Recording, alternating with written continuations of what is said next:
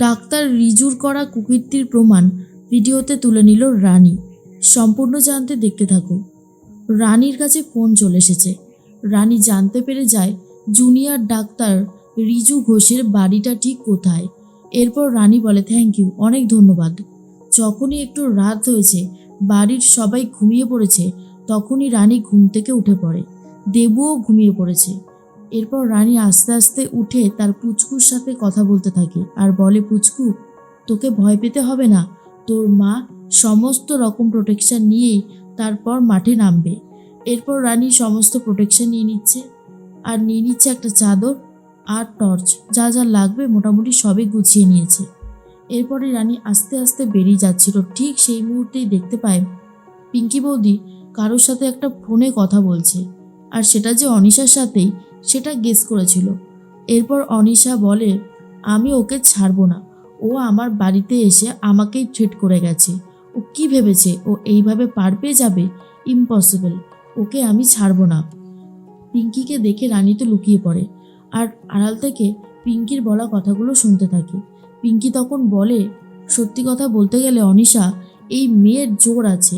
সবাই মিলে আমরা ওকে কিছুতেই কোণঠাসা করতে পারছি না। আমি, তুমি, জয়, ছোট কাকিমা, মানে যা তা লেভেলের অপমান করছি, তাও ওকে এক চুলো নিজের জায়গা থেকে সরানো যাচ্ছে না।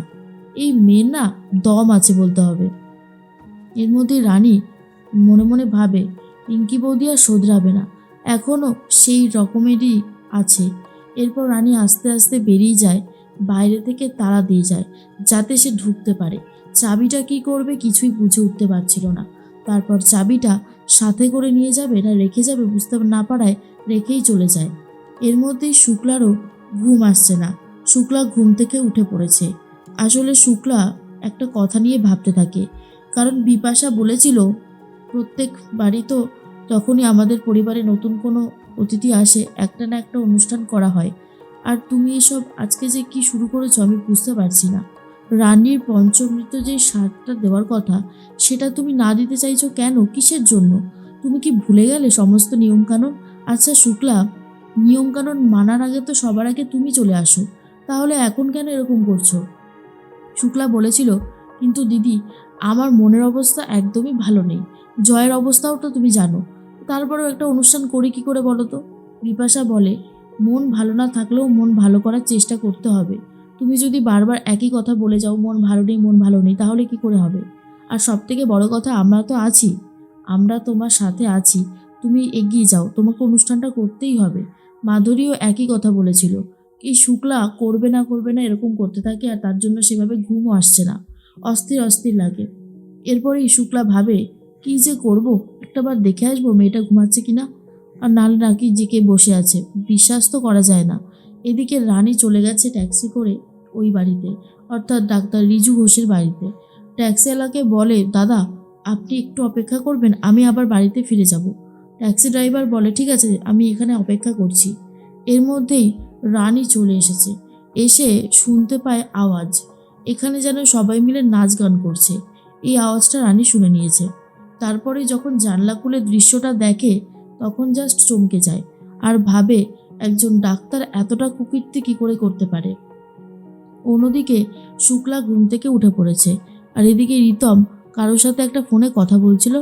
আর তখনই শুক্লাকে দেখে বলে, ও কাকিমণি, তুমি এত রাতে উঠে পড়েছো কেন?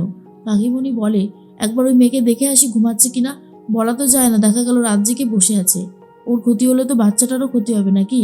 রিতম বলে, ও কাকিমণি, তোমাকে যেতে হবে না, দেবু তো আছে, ও সবটা সামলে নেবে, তুমি যাও যাও গিয়ে ঘুমিয়ে পড়ো। শুক্লা তখন বলে, বলছিস?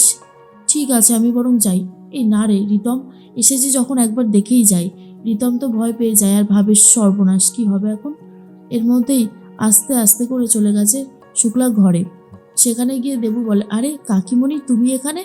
তুমি কি রানীকে দেখতে এসেছো? এই দেখো রানী এখনো ঘুমাচ্ছে। আর তখনই শুক্লা বলে, ঠিক আছে ঠিক আছে, ঘুমাক, নাহলে আবার জেগে যাবে, আমি বরং যাচ্ছি, বলেই বেরিয়ে যায়। তখনই রিতম বলে, উফ, কাকিমণি তো আমাদেরকে শান্তিতেই থাকতে দেবে না দেখছি, সব সময় চিন্তা নিয়ে বাঁচতে হচ্ছে। দেবু বলে, এই দেখো দেখো রানী কোথায় গেছে। আর তখন দেবু দুটো কোলবালিশ নিয়ে, মাথার বালিশ নিয়ে এমনভাবে সাজিয়ে রেখেছে, দেখে মনে হচ্ছিল চাদর দিয়ে ঢেকে রেখেছে, মনে হচ্ছে রানী শুয়ে রয়েছে। শুক্লা ভাবতেই পারেনি যে রানী ঘরেই নেই।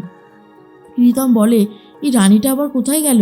ওরে বাবারে, এই মেয়েটা যে কি করে না, না বলে কয়ে কোথায় যে চলে গেল সেটাই তো বুঝতে পারছি না। তখনই দেবু বলে, আমি বলেছিলাম না, রানীকে চোখে চোখে রাখা খুব ডিফিকাল্ট। এই মেয়ে যে কখন কি করে বোঝার উপায় নেই। এদিকে রানী দেখতে পায় যে ডক্টর সন্দীপ মিত্র যেই টাকাটা দিয়ে গেছে সেই টাকাটা কিভাবে ওড়াবে তারই সমস্ত প্ল্যান করেছিল রিজু ঘোষ। আর সেই প্ল্যান সাকসেসফুল করতেই দুজন মেয়েকে নিয়ে এসে নাচ গান করে ফুর্তি করতে থাকে। যেটা দেখার পর রানী মনে মনে ভাবে, আমি তো এসেছিলাম আজকে অন্য কথা শোনাতে, এই রকম যে একটা প্রমাণ পেয়ে যাব এটা তো ভাবতেই পারিনি। একজন ডাক্তার হয়ে যে এইরকম নেশা করে নাচ গান করে টাকা ওড়াচ্ছে, এই প্রমাণটা তো মিডিয়ার হাতে তুলে দিলে অনেক বেশি ভাইরাল হয়ে যাবে। কিন্তু ব্যাপারটা অন্যভাবে খেলাতে হবে। এখন আপাতত এটার ভিডিও তো করে নিই বলে ভিডিওটা করে নিচ্ছে। আর অন্যদিকে রানী দেখেও নি যে রানী এমন একটা জায়গায় দাঁড়িয়ে রয়েছে, সেখান থেকে নড়লেই আওয়াজ হয়ে যাবে। এদিকে রিজু ঘোষ তো নিজের সমস্ত ফুর্তি করতে ব্যস্ত। আর ঠিক যখনই রানী সরেছে তখনই ওই জিনিসটা পড়ে যায় আর শব্দ শুনতে পায় রিজু ঘোষ। তাড়াতাড়ি করে জানলাটা আটকে দিয়ে বলে, তবে কি এখানে কেউ এসেছিল? আমার এত ভয় লাগছে কেন? আমার সত্যি তো ভয় লাগছে। আমি বারবার করে স্যারকে বলেছিলাম আমি এসবের মধ্যে থাকতে চাই না, কিন্তু স্যার আমাকে জোর করে এখানে ঢুকিয়ে দিল। এদিকে রানী বলে, যাক আজকে এই প্রমাণটা দিয়ে কাজ হয়ে যাবে। এরপর রানী আবারও গাড়িতে উঠে বাড়ির দিকে রওনা দিয়েছে। অন্যদিকে রিতম আর দেবু দুজন মিলে কথা বলতে থাকে। রিতম তখন বলে, কি যে হবে, আমি তো ভাবছি রানী এত রাতে বেরোলোটা কোথায়, আর কোথায় গেল, আমাকে বলেও তো গেল না। আমার মনে হয় কি জানো তো দেবু, ও কোনো প্রমাণ জোগাড় করতে গেছে। তখনই চলে এসেছে দুর্জয় আর বলে, কে প্রমাণ জোগাড় করতে গেছে, আর কিসেরই বা প্রমাণ জোগাড় করতে গেছে? রিতম তখন বলে, হয়ে গেল, এবারে তো সর্বনাশ হবেই হবে। দেবু তখন বলে, আরে জয় তুমি এখানে, তুমি ঘুমাওনি? জয় তখন বলে, ঘুমিয়েই ছিলাম, তোমাদের ঘরে আলো জ্বলতে দেখে আর কথা শুনতে পেরে এগিয়ে আসলাম। কোথায় রানী কোথায়? দেবু তখন বলে, রানী রানী তো বাথরুমে গেছে। তখনই দুর্জয় বলে, বাথরুমে গেছে? তো আমি এতবার কথা বলছি, এত চিৎকার করছি, আমার গলার আওয়াজ শুনতে পাচ্ছে না? কই আওয়াজ তো দিচ্ছে না। তখনই দেবু বলে, হয়ে গেল, উফ এবার কি করে ম্যানেজ করব? সব দিক থেকে এমনভাবে ফেসেছি না, সে আর বলার মতো না। এদিকে রানী ভাবে কখন বাড়িতে পৌঁছাবো, কারণ বাড়ির লোক যদি একবার জেনে যায় তাহলে সর্বনাশ হয়ে যাবে। এদিকে রিতম ম্যানেজ করার চেষ্টা করে যাচ্ছে আর বলে, আচ্ছা ভাই তুই কেন বলতো এখানে আসতে গেলি? তোকে তো ডাক্তার এখন রেস্ট নিতে বলেছে, তুই তো সারাদিন ঘরের মধ্যেই থাকি, যা গিয়ে রেস্ট নে, রানী যখন বাথরুম থেকে বেরোবে আমি রানীকে তোর ঘরে পাঠিয়ে দেবো, বুঝলি? তখনই দুর্জয় বলে, কিন্তু রানী এতক্ষণ ধরে বাথরুমে কি করছে? অনেকটা সময় তো হয়ে গেল, আর ও তো আমাকে একবার সাড়াও দিচ্ছে না। তখনই রিতম ভাবে, হয়ে গেল, এবারেই সবটা দুর্জয় জানতে পেরে যাবে যে রানী বাড়িতেই নেই, প্রমাণ জোগাড় করতে গেছে।